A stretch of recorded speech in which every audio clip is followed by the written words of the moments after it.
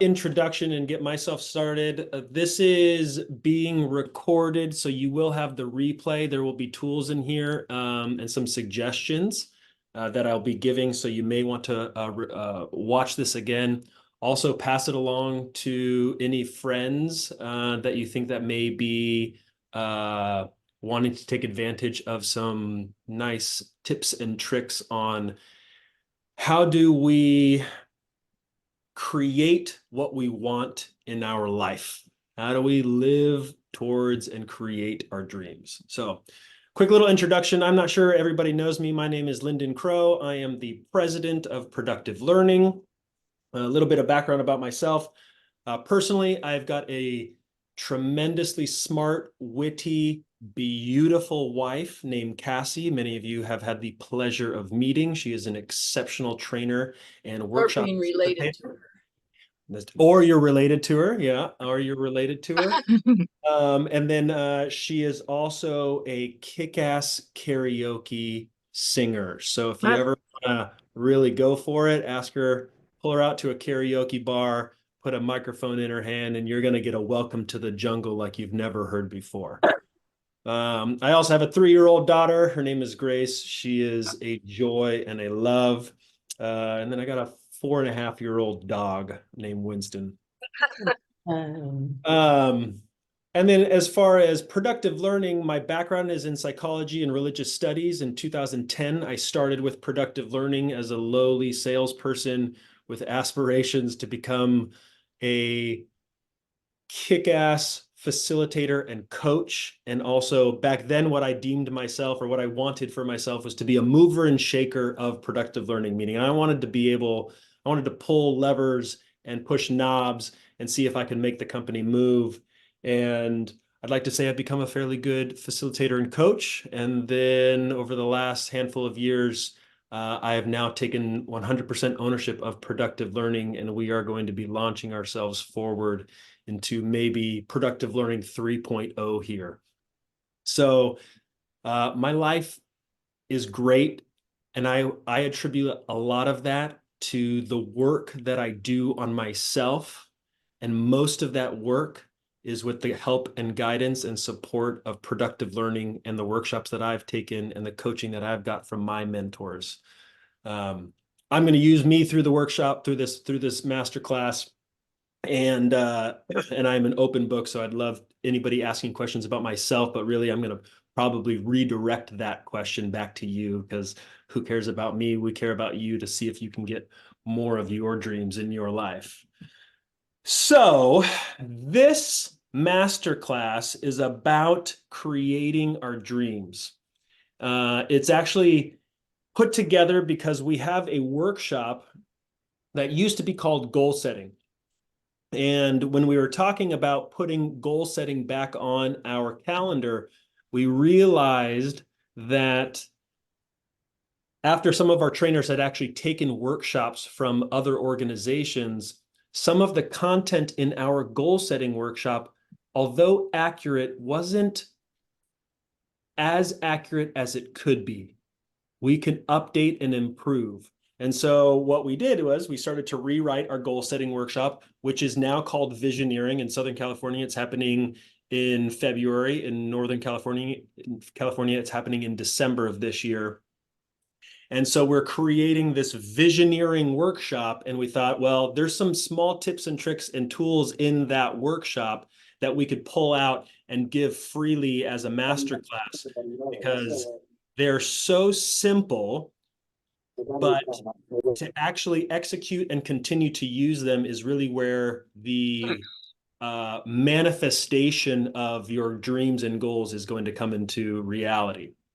So let me give a little bit of background here on this idea of goal setting and creating our dreams and visioneering. Our mind is an evolutionary marvel. Its purpose, though, is to generate safety and security and survival. Many of you know that. That is woven through all of our workshops. That is woven through psychology. That is not a hopefully maybe not a novel concept to you. The way that our mind does create that safety, security, and survival is by creating sameness. If I have gone through it once, if I've gone through it 5 times, then that means my mind or my system here seems to be safe. It seems to be secure. It seems to be surviving. So let's go and recreate that again. Everybody make sense? Raise your hand. Yeah, get it, got it, cool. Okay, good. Thumbs up. If you give a thumbs up and you're on the new Macs, you get one of these. Check that out. Okay. Yeah. All right. So an example of this sameness, I think it was 2000. Actually, Tom, when did we go to Spain? I think it was 2015, 14, 15, something like that, I'm right? not good with dates or Okay, Tom and I went to Spain in 2015.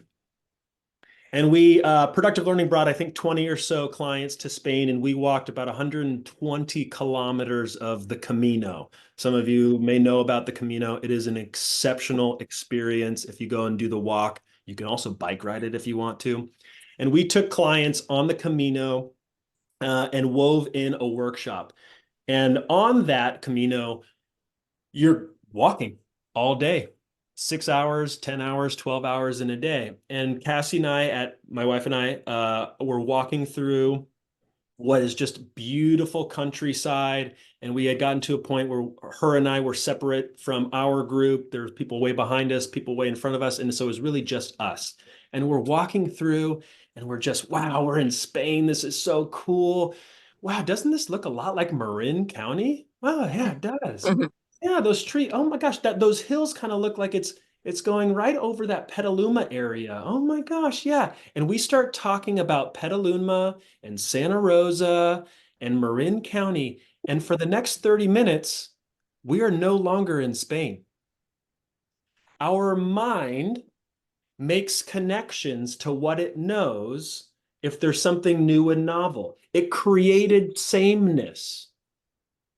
And so it took me out of being present in the moment of being in this amazing country that I had never been to at that point, walking on the Camino, already in a workshop where we're supposed to be thinking and executing certain concepts and kind of having conversations. And my mind said, wow, this looks like that. I'm now going to live in that. I'm going to go create sameness. That's just an example of how the mind doesn't want to create novelty. It doesn't look to create new. It looks to recreate its experiences that it has gone through before. So what this tells us is that if we want to create the life of our dreams, then we are tasked with deliberately pulling our minds out of the past. And we have to therefore fall in love with pulling our minds out of that history into something new, which is against what the default natural state of our mind is looking to do. Everybody follow me? Thumbs up? Thumbs up? Cool. Okay. So what we have to do is we have to understand what our mind is looking to create the sameness around. Because that sameness is infiltrating our dreams, and that is what our mind is attracted to. And if we don't understand the gravitational pull of that, it doesn't matter how wonderful, beautiful, amazing, lovely, yummy that dream is of the future. The gravitational pull of the sun is just going to pull every planet in eventually at some point. It's just that big because that's what our whole biological, physiological system is apt and trying to do. So we have to do two things. We have to both create what do we want and what are we going for and fall in love and become intimately understanding of what that experience is of our dreams while simultaneously disconnecting ourselves from the sameness of the past. Follow me? Anybody got questions along the way? Raise your hands. Stick it in the chat. I may or may not see it, but I got Jamie and I got 7 Marcellas on here to help me understand and catch up if anybody's got questions that I should be answering. Okay, And so then really quick, can you make yes, me a co-host so I can edit some other settings, please? love to make you a Thank co-host. you. Okay, all right. So this is what I'd like to everybody to do. Does everybody have something to write with or write on? Yes. If you don't, grab it. If you want to type it out, that's totally fine. I don't mind however you want to do this. What I want you to do is I want you to look at a place that you feel challenged in regards to a dream or a goal or a vision you have for yourself. What I'm looking for is not something novel or new, like I've never learned to play piano, and in 2024, I want to learn to play piano. I'm looking for something that you've been wanting for a while. Maybe months, maybe years, maybe decades. Write out what that is. Maybe this is a deep, loving relationship that you want to create. I know there's some of you on this call that may have that. Maybe it's your business is plateaued. You seem to hit that number and now you're just fluctuating a little bit up, a little bit down year over year. Maybe that's your income. You can't seem to get above X, Y, or Z. Maybe it's your health. I fluctuate between these 30 pounds up and down all the time. When I dedicate myself, I drop 30. And then when I stop thinking about it, I go back up 30, whatever that is. Okay. Everybody got something. Okay. So this is something that you are thinking about, but you are challenged by. It's something that you also want to dedicate time to. Now, what I'd like you to do is describe how you experience it now in this state of not having it, but thinking about it, the state of wanting. Is it hopeful but lacking? That's what I noticed when I was thinking about mine.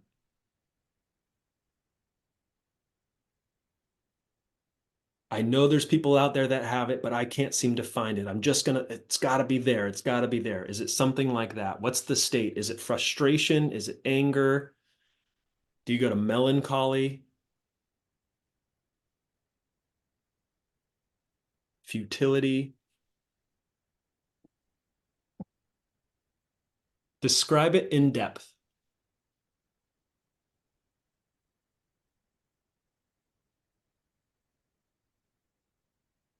What do you feel in your body when that goes on?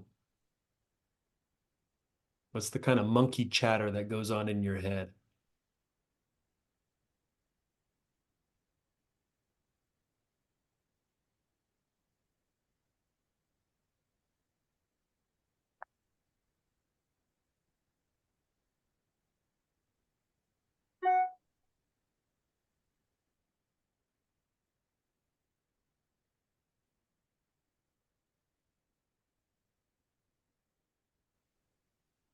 Don't think you can get away from not writing this, Rich Fensky. I'm watching you.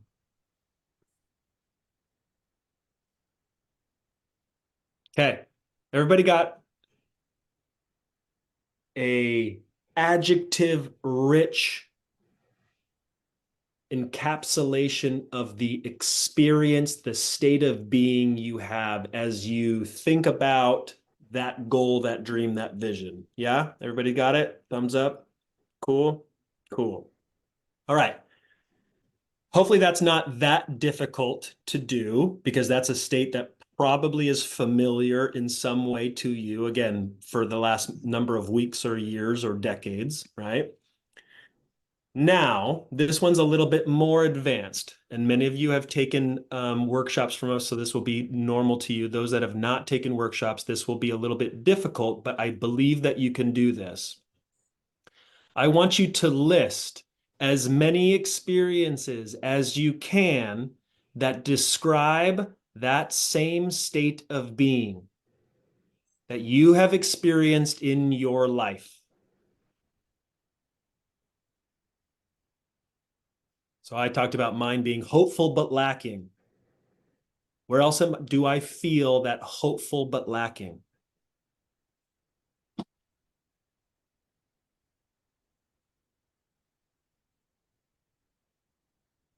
The more experiences that you can bullet point, the more integration of the brain that you will be doing. And that is a major goal. And I will explain that later.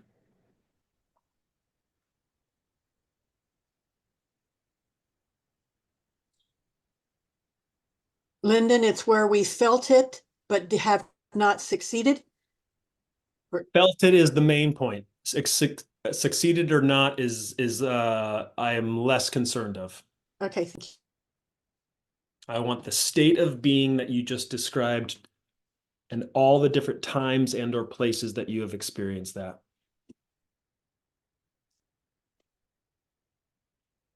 So if it's in the relationship one, there's people out there, they got it. Why can't I? Whatever that experience is that helplessness? Is that frustration? The ones where it's about your weight or your health, it's this is ridiculous. I seem to do what I can, but nothing seems to happen. It's just going to be the same again. What is that? Anxiety? Is that hopeless? What is the state, and where are all those different ones?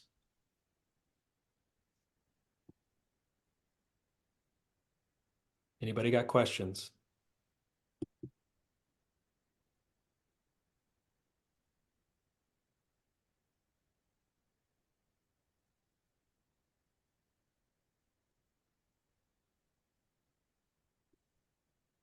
Great. So let me recap in case you missed it.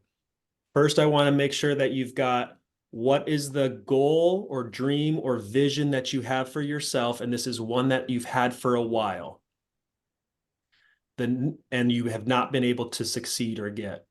Second part is as you relate to that goal or dream or vision now that you don't have it, and that's a challenge to you, what is the state of being that you have? How do you feel about it? How do you think about it? How do you think about yourself?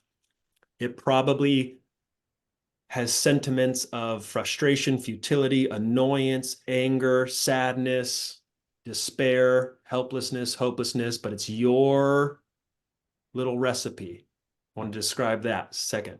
The third part is take that emotional state, that mental and emotional state, and where else and how many times in your life have you experienced that?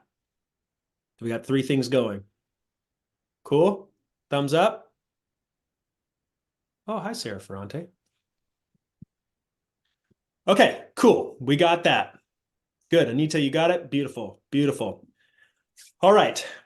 The first part of visioneering, which is the other workshop, the full-length weekend workshop that I was talking about earlier, that workshop is going to go into how to dismantle the gravitational pull and the seduction of that a mental and emotional state that you are living or that you experience, that your system, I feel safe to say, if you've got a list of a couple at least, I bet there's even more, I feel safe to say that your system has deemed that state as secure, safe, and something that I should recreate over and over again. Your mind, your system has said, this is the vision I have for you. And now the collective use of your unconscious mind is now aiming to recreate that, even if your conscious mind is saying, no, but I want to feel sexy in my body and I want to have a loving relationship and I want to make X thousands of dollars. Your system says, that ain't safe. This thing over here is what's safe. This is the thing I'll recreate. You could go to say, your system is actually addicted to that chemical makeup in your body. You have a physiological need and urgency to go recreate that over and over again. It is imperative based on its survival instinct. Do you get the weight of what that means? That's why a simple vision board at the beginning of the year that you forget after the first 2 weeks ain't gonna get you shit in regards to your dreams. Yeah? I like when there's some people that have stoic faces on for a while and then I say something like shit on a webinar and then they have a little crack of a smile. It's like, oh, I got him. I got him. Yeah, Danny, I'm talking about you. I like that. That was good. That was good. So part of what we're doing in visioneering is we're going to work to dismantle that. And if you can't dismantle that, it doesn't matter how lucrative and wonderful and yummy that thing is in the future. You're going up against just a 1-ton animal against your little human body, right? The goal is that we need to also now create something that our mind is now attracted to and becomes so familiar with that it says, this is the sameness that I want to create. This is the thing that my body thinks is safe and secure and will help me continue on in my survival of self. We need to essentially dissect that earlier experience and insert a new experience, right? None of what I am saying is revolutionary. The practice of it is what is going to make this happen, folks. It is the practice of it. Many years ago, our staff, Mark included, who's on this phone call, had conversations as to why we don't call our workshops classes, because some of our clients call it classes. And what the consensus was in our staff was classes feel there's a passivity to the word class. Workshop says you're doing something. You're going to work. That's what's required in order for us to change out of that sameness to something new. You have to work. Sitting in your armchair, thinking your way into less weight and more income is a fool's dream, right? So we got to do some work. So, questions along the way before I move to this next little part. Just blowing everybody's mind. I've done goal setting before, the old version with productive learning, which I enjoyed. And the way you talk about this as gravity, this pulling to the sameness, I'm even feeling some of the futility and how am I ever going to break free of that? Because I've got lists, I can't pick just one thing. I've picked 3. So I'm curious to know, have you actually, been able to pull away from this? Because it's insidious. I'm seeing it everywhere. Yeah. So here's part of what we'll do. Then this is, I think, a little bit of our goal setting workshops in the past were, like I said earlier, accurate, but there is more accurate ways of looking at this. So specifically, in our old workshops, there was essentially a philosophical foundation of do, have, and then you get to be something. You do something, and let's talk about the structure and support and vision and the tactical ways to do. Then you will have the thing, and then you will experience and be the thing you want to be. It's a do, have, and be. And from what research and the recent information that we have now come to understand, it needs to be the flip of that. We need to be, and then we naturally do, and then we will have it. Our system needs to become addicted and in love, so much so in love with that old sameness, but with the new sameness. We need to actually be that person that believes this, that feels this, that feels they have that money, that feels they have the relationship, that feels they have that sexy body. then we will start to, if we are that, we start to act in a way that actually creates, and thus we then have it. So we have to flip it. Can you do it the other way? Can you do something and then have it and then be it? 100%. And discipline is the thing that will get you there. And discipline is the thing that will maintain you there. Because you've not eradicated the gravitational pull, nor have you infused the beingness and told that unconscious and conscious part of your mind, this is what safety and security is. You haven't done that. So you are fighting evolution at that point if you've not done that. Yeah, and that's exactly where I am. I've made changes and I'm feeling the pull come right back. Right. And there's some saying that says, don't fight up against Mother Nature. Mother Nature will win every time, right? That's evolution, folks. That's what the mind has been doing for hundreds of thousands, if you don't consider millions of years of this species figuring this out. So don't go up against that. We have to change how we're actually going to go and accomplish this. So here's what I think. In order to, let me step back. In order to be away, then do, and then have, we need to understand and really create connection and integration with the be. So as a metaphor, does anybody know how cell phone triangulation works? So the simple and easy of cell phone triangulation. Have you ever opened your Google Maps or your Maps app and the circle is enormous? It's blocks and blocks and blocks as it's telling you where you are. That's probably because your cell phone is pinging out to the world and finding a cell tower, and then it's bouncing that signal back to you, and it's giving you a probability of where you are. So if you are in a place that doesn't have a lot of cell reception, it takes a long time to find that cell tower and a long time to ping back. And so it doesn't know exactly where you are. So it gives this big, wide radius of a circle, right? If you are in an area that has a lot of cell reception, your cell phone pings out in a 360-degree view or radius, and then it pings it back. And now it's got many points of reference.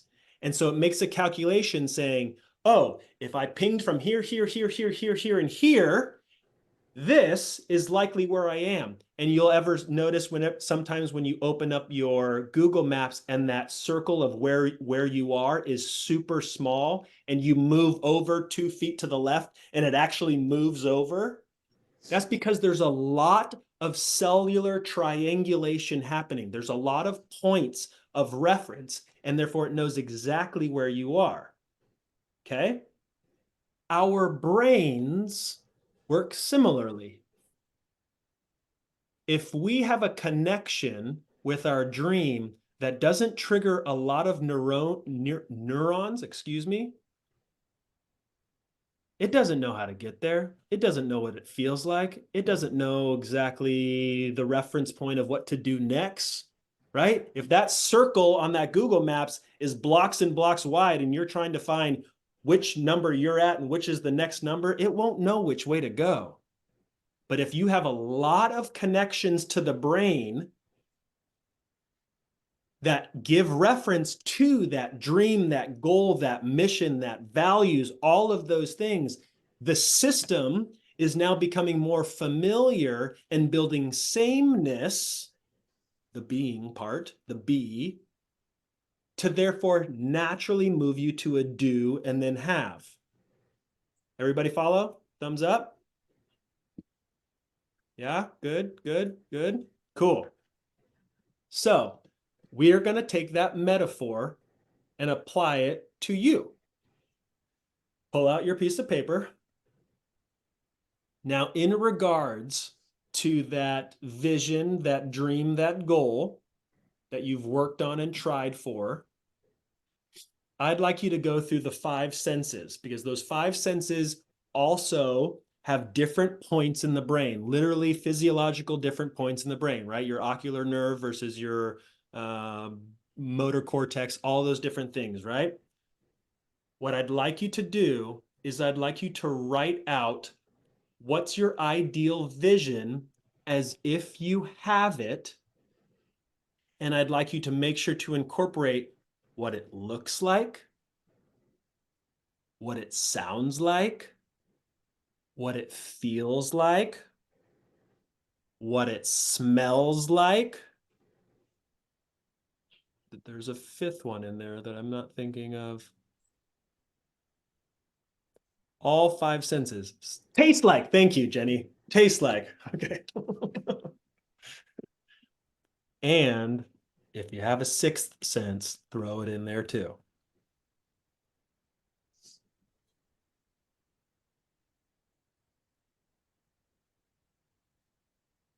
The more detailed you can be, the more your system can triangulate around it.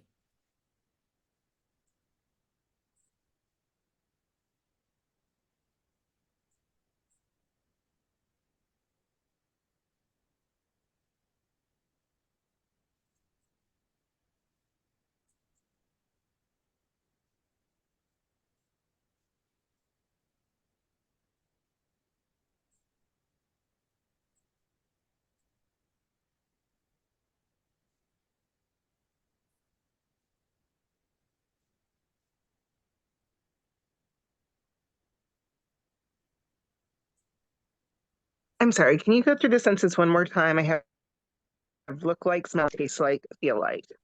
I Missing a could. fifth one. I'll probably forget them. No, I'm just kidding. Okay. Jamie, actually, in your chat, you can open it up and look in there. But here they are. What does it look like? What does it sound like? What does it feel like? What does it smell like? What does it taste like? Thank you. Mm-hmm.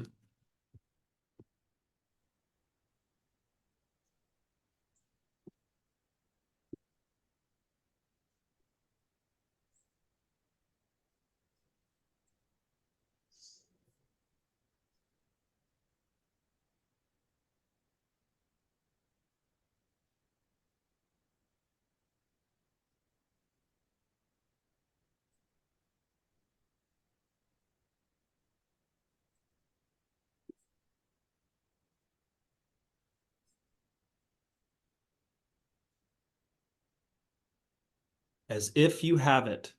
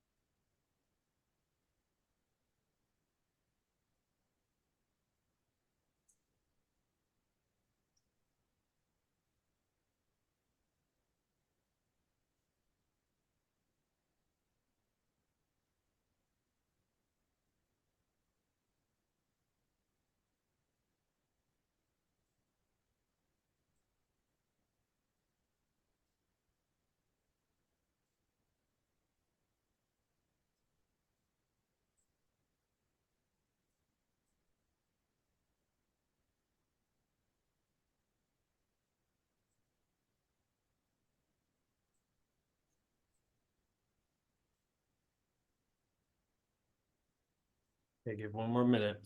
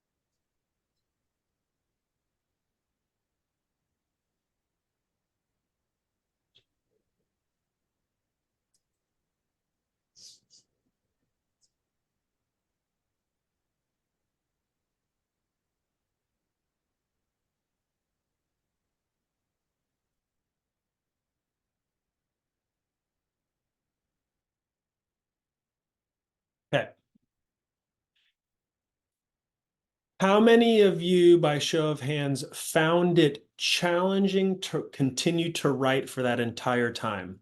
Describing what it was, how it felt, how it did it. Okay. That's going to be part of your learning agenda. If we can't see it, own it, feel it, know how to describe it in detail and in depth, then our system won't be activated. There's this great psychological study that talks about perception. So we are heavily a species that is dependent on our eyesight, right? On our vision. Other senses, yes, are wonderful and great. Our vision is like top notch, is the one that we use the most. When we are focusing on things that are far away and broad, our system actually starts to relax. Our brain starts to throw in some hormones through our body that actually has us feel relaxed. This is like when you're sitting on cliffside overlooking the ocean, you're sitting on a mountain peak overlooking other mountain peaks. Your system actually starts to say, things are fine, things are cool, things are calm. When we are required or requested to focus on small, minute things for any length of time, even if it's 20 seconds minimum, like 20 or 30 seconds, our system is actually turned on. Our activation is dopamine is put into our system, and a little bit of cortisol is thrown into the system, not at an unhealthy level, at a level that says, let's get up, let's move. Let's start thinking. Let's start turning this brain on to start figuring it out. So if we have broad, general descriptions that then get put into our mind's eye as general ideas of I'm healthy and I got a good, cool relationship with a dude or a gal, then the system actually feels a sense of relaxation, no adrenaline, no push, no drive.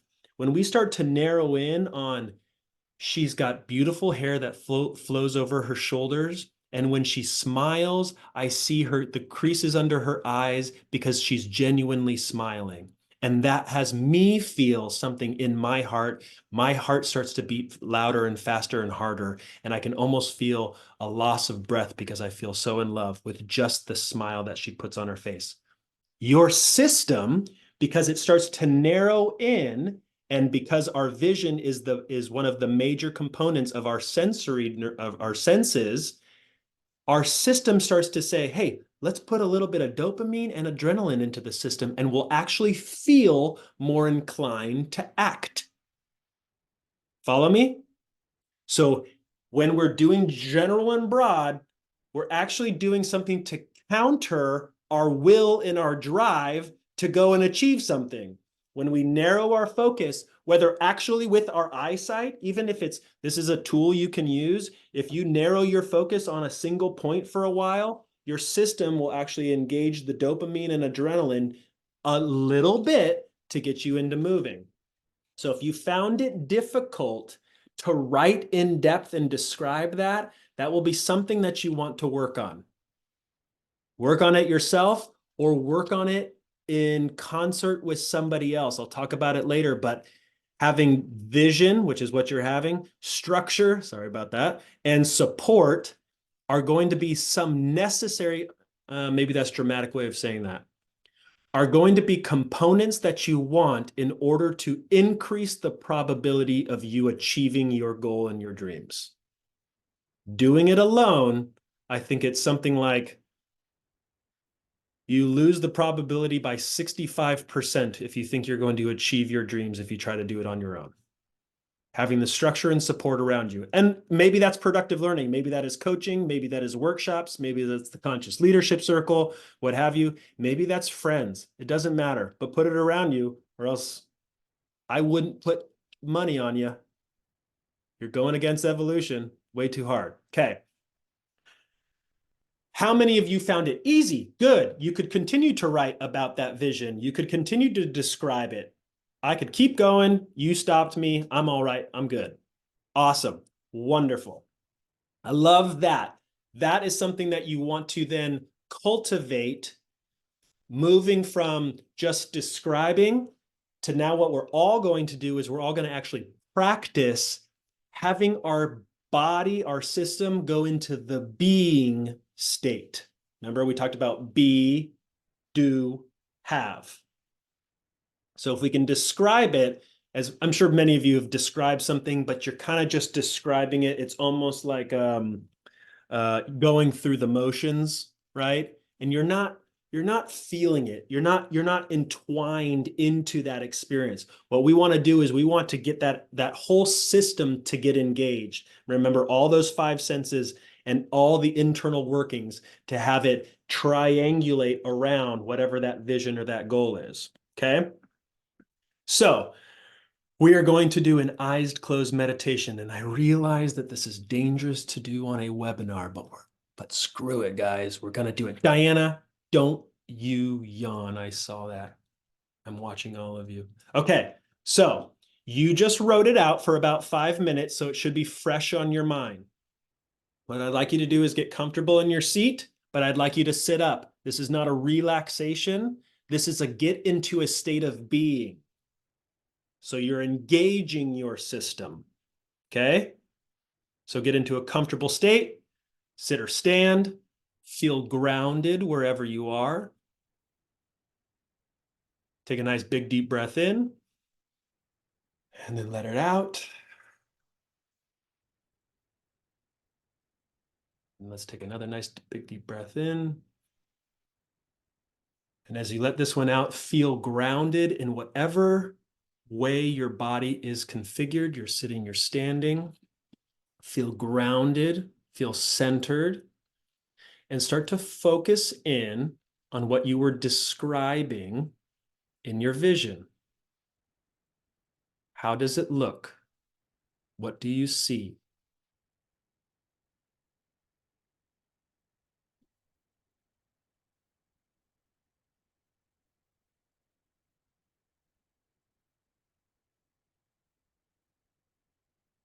If you notice your mind wander, that's fine. Bring it back to what do you see?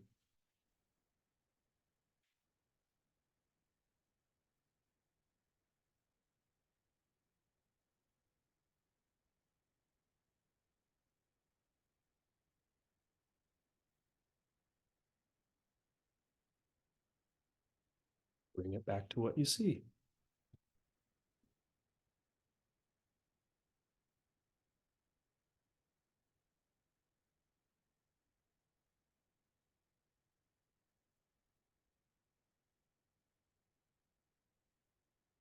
Now, continuing with that vision that you see, incorporate what you hear.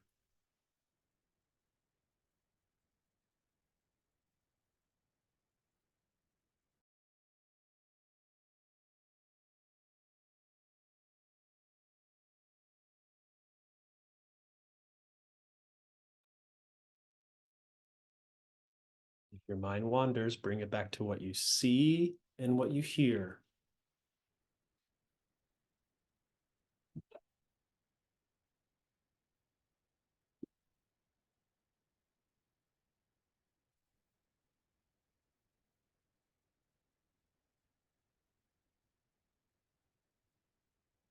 Now, taking what you see and what you hear, incorporate how you feel in your body and emotionally.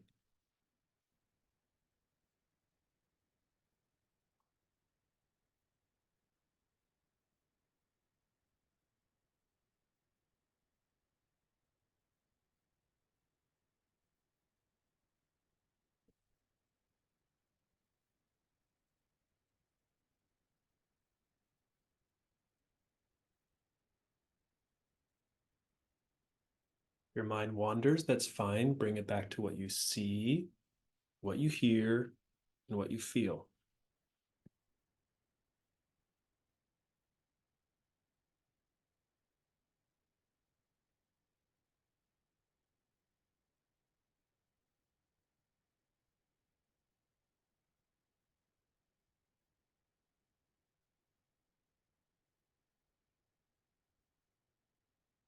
Now, add in the both senses of what you smell and what you taste.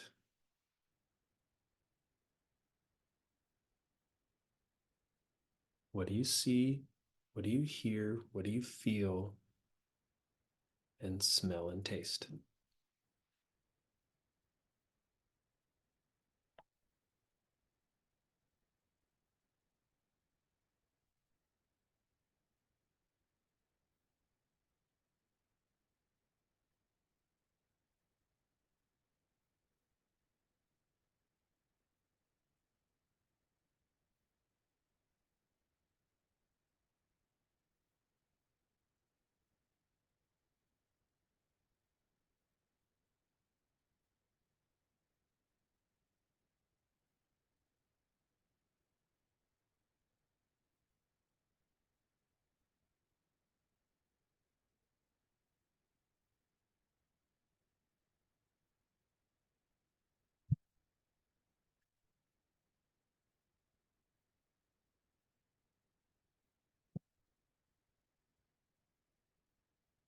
See, hear, feel, smell, and taste.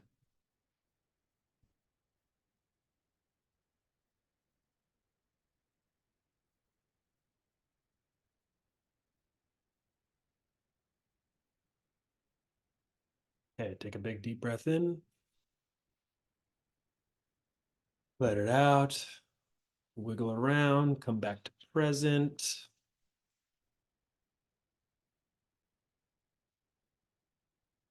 Okay, I'd love to do just some sharing on that portion. Was it easy? Was it hard? Did your mind just keep wandering? Did it go into more of disbelief than belief of I can have that? Let's hear some stuff. What happened? Who's gutsy enough to share? Jenny. So I realized I am not good at the meditation thing. My mind wanders constantly. But I realized during that meditation that the thing that I've challenged myself with, I didn't write it down properly. And I went from being comfortable with success and changed it to being comfortable with the feeling and deserving Ooh. success. That's what I got out of that little exercise. So it moved from comfortable with success to feeling and deserving success. Being comfortable with the feeling of success and to deserving success. Because the first one, so that I'm going to make sure that I follow you, is when you were thinking about being comfortable with success, where did deserve how did deserve play in or not play in? It didn't. It was just a very broad, be comfortable with success, and I focused it in more. And I love that. Okay, now I follow you. You kind of narrowed in the scope. And on Yeah. the deserve side, give me the flavor of deserving. There's sometimes I hear a deserve like my toddler, and it's like, I deserve this. And you're just like, you're just being a whiny toddler. Versus I deserve this because I know what I put in, and I know that equation means I've got this. If you can kind of hear my difference of that, where does this one fall? Yeah, it's not so much well, I just deserve it because I'm me. It's and this is actually kind of a lifelong thing of being the youngest of four. The message I got from my older siblings for years was, oh, you're the youngest, you got everything, you're spoiled. Right? So and I've realized in the last few years that this has come around, that I have this mindset that I don't deserve these successes. I don't deserve to be this or to do that because whatever stupid messaging I got when I was younger. Yeah. Yeah. And so then this deserve feels and has a sense of what? Describe that. So I got the old way. So this deserve then feels how? But I am uncomfortable with feeling like I deserve success, like I deserve. Yeah, let me pause you. So I got I got how the old way feels, and that's the gravitational pull of this old story, right? That's the thing that Right. we still need to do the dissecting out from. The new deserve feels how? I don't know. Got it. Okay, so we narrowed from I feel successful to I feel and feel deserving, and yet there's still more we could narrow in on as to Yeah. what's the emotion of that feeling of deservedness.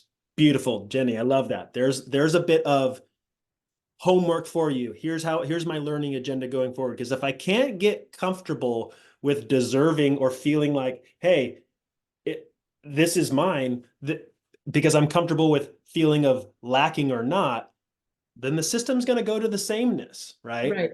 And Good. and on the outside, I mean, I own my company with my partner. I have worked my ass off. I freaking deserve the success that we're having. That's very external. That is not internal, Yes. Great. right? Great. Then that's our goal for you is I think you have a bit of the understanding of the past. There's still a gravitational pull to that, but we don't yet have clearly defined for the system to become feeling like it is safe of what this new version of it's okay to have. It's Yeah. good to have. It's appropriate to have. I deserve to have. We're not yet fully clear. So there's work to be done on that. Some meditation, some more coaching, stepping into to the visioneering workshop. That would be great. Okay. Cool. Thank You're welcome. Good job. Anybody else? Osley. So I did not have any problem imagining all the senses. What happened since I've come out of eyes closed process, I've been jotting them down, all the judgment, all the stories about that was silly, that's too small, this is going to take so much time, what the heck were we thinking? You can't have all of that, you're going to have to choose only one thing. That it isn't the imagining that's my issue, it's the judgment on it. Like, no, you're not going to get that. That's a nice daydream.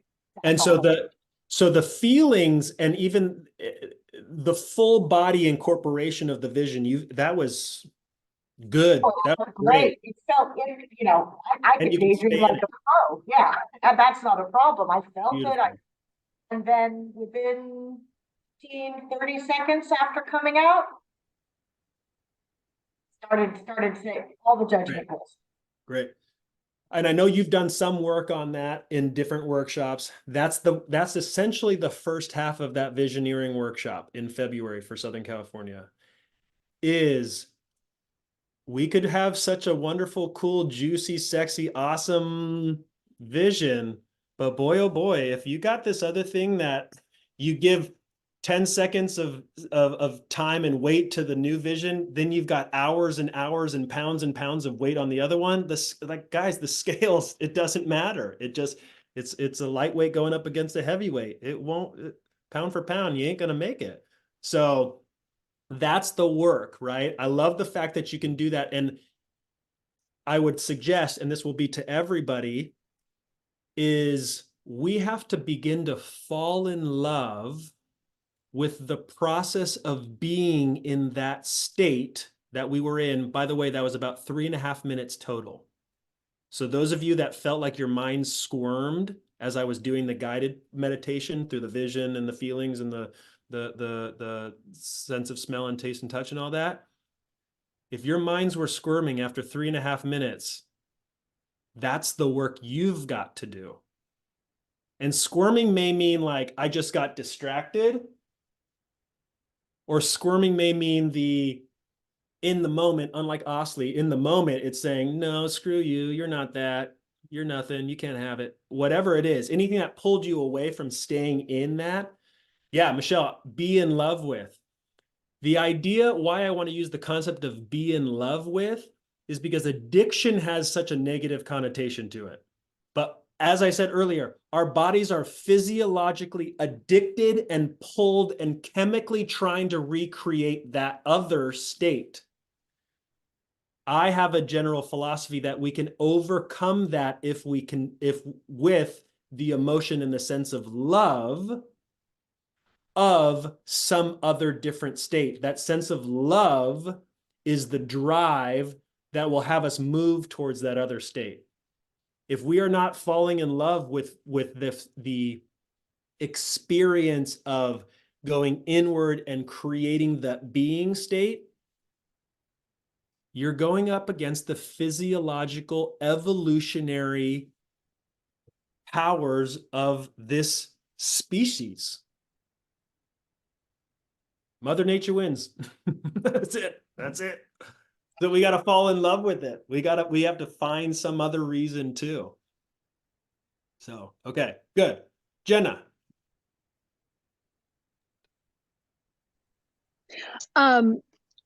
I love this idea of like creating more cell towers with our experiences. So I projected out in my vision to the end of the year and having completed some of the things that I'm working on, setting up now, and visualized myself in the after the completion of all the things and feeling into that. And one of my patterns is to feel overwhelmed and then go into a state of hibernation.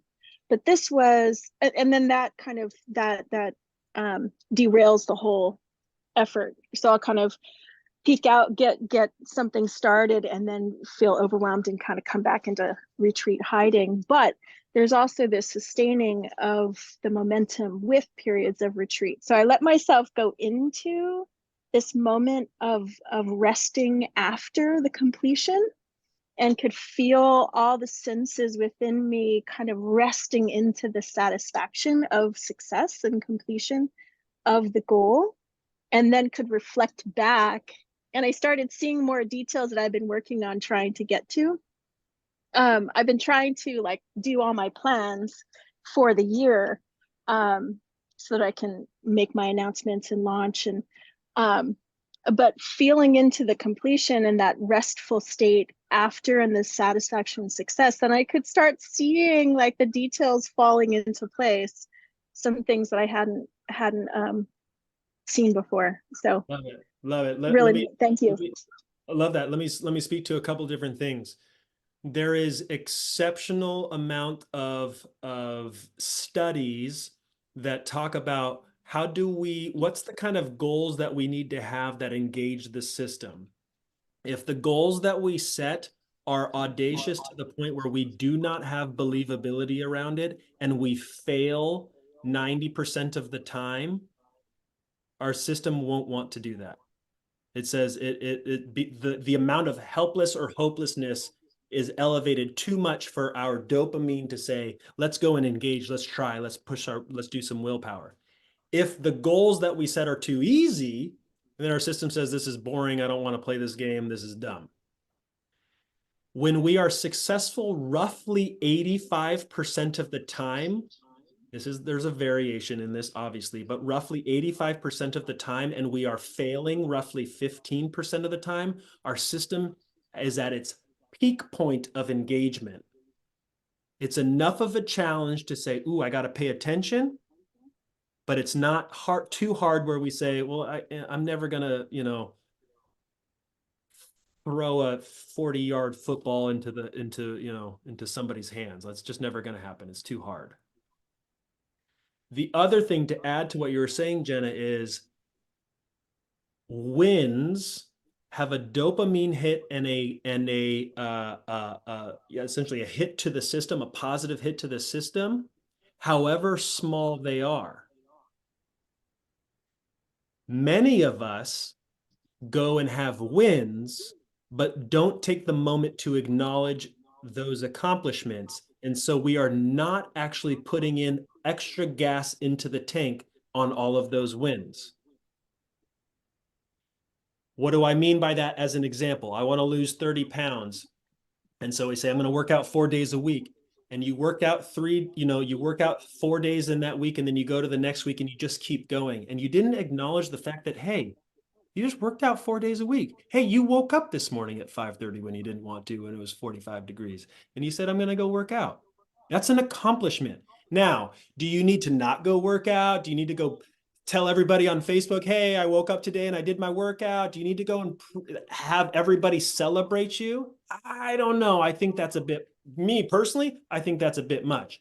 But the acceptance and the acknowledgement that, dude, I did it today. Yeah, I did. I made another sales call that I didn't want to. And you know what? I had the tough conversation with my employer, my wife. I woke up and I didn't do 40 minutes of a workout, but I did 20. Okay, fine. That's good. That little bit is just another small gallon of gas in the fuel tank to get the system to say, okay, I'll continue to try and go again. So we want to do these things that we want to, A, create the challenge for ourselves in a way that's not too high and not too low, and to acknowledge ourselves in the appropriate amount and quantity. Both of those have to go in combination to help the system do what the system can do. The system can create whatever your goals are. I have no doubt. If there's somebody else in the world that has it, it can be created, right? Cool. Okay, last one, Erica. So I think initially writing down the 5 senses, I didn't struggle with writing them down. I struggled with writing too much, I think. But I always seem to have a hard time seeing myself in those scenarios when I'm envisioning them. However, this time, asking us to go, how does it feel? How do you, what do you see? What do you smell? Engaging those senses was the first time I was able to actually keep myself in the moment, because a lot of times when I think about it, it's like it's like climbing up to a diving board platform and you're like, okay, I can do this. I'm going to jump. I'm going to jump. I'm going to jump. And then you jump up and then you hang on to the diving board and you're like, oh no, never mind. So this was a helpful tool to try and get over that. Okay, great. And I love that. And thank you for bringing this up, because to create the visualization where you feel separate from, you see it out there, but it is not actually experienced in here, even if that's the visual, you're not helping the system. Hence why I like to go through those 5 senses. Well, so I have to tell you what I taste, and what I taste in regards to feeling healthier.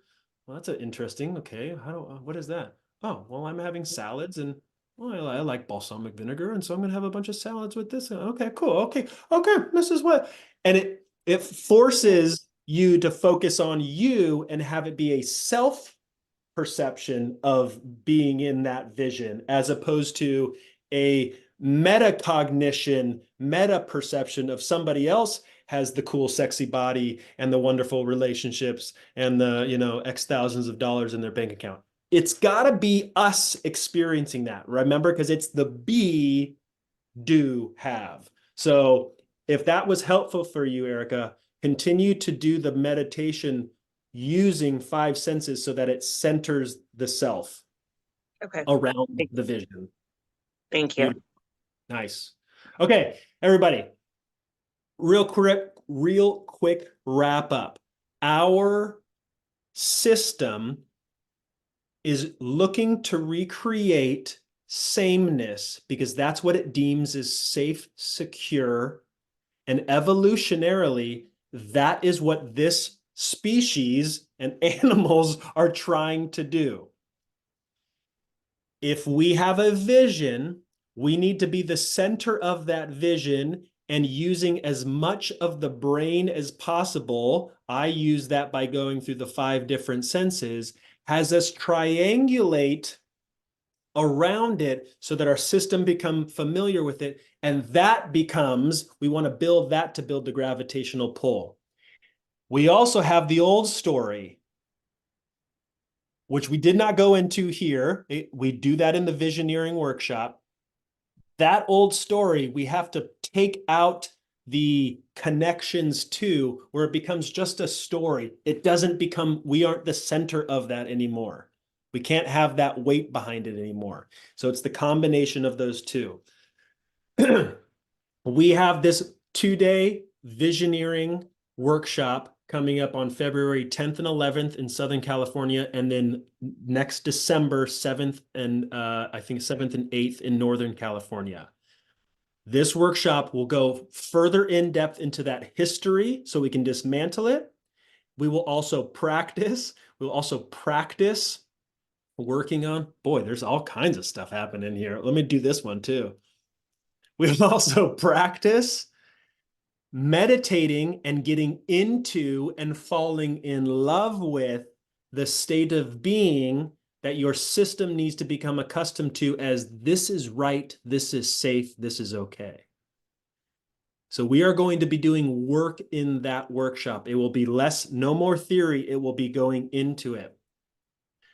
Out of this masterclass, those of you that want to do a free half-an-hour coaching call with me, all you have to do is send me an email, which is lindona@productivelearning.com. Jamie, if you could type that into the chat.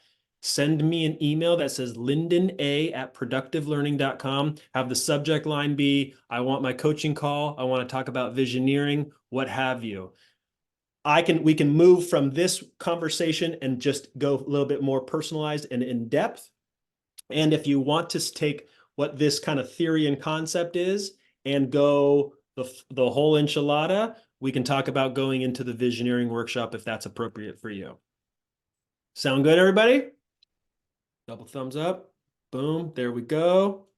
Rock and roll. Boom, there we go. Some balloons. Oh, confetti. Da-da-da. Fantastic. All right, everybody. That concludes 2 days masterclass. Please pass this along to friends and family, anybody that's thinking about New Year's resolutions, because I will tell you about 23% of New Year's resolutions fail in the first week. 43% fail by February 1st. And I think it's less than 10% actually do it for the entire year. So if you want it, or if you want one of your friends to figure out how to get whatever their New Year's resolution, pass this masterclass on, and or they are welcome to have a free coaching call with me. So you can tell them, hey, email this dude named Lindon. It's lindona@productivelearning.com, and he'll do a free coaching call with you. I'd be happy to do that with them. All right, everybody. Thank you very much. Have a wonderful rest of your Thursday and afternoon.